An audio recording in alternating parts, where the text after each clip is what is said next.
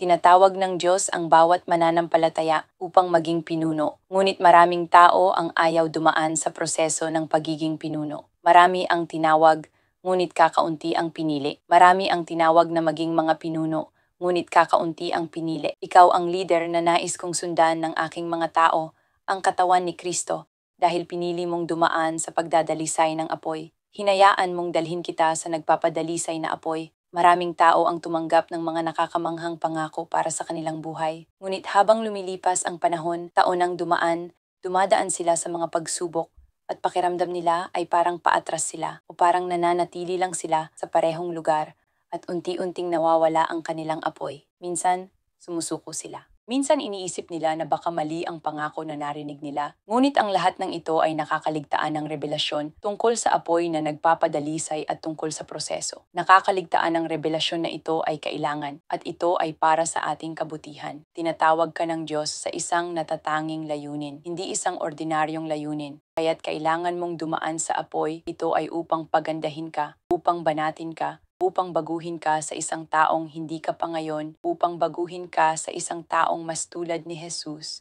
na makakatulong sa iba at hindi lang maging isang tagapagmasid, ordinaryong mananampalataya. Alam ng Diyos na kailangan mong dumaan dito upang ikaw ay hubugin at maging kung sino ang kailangan mong maging upang dalhin ang pangako.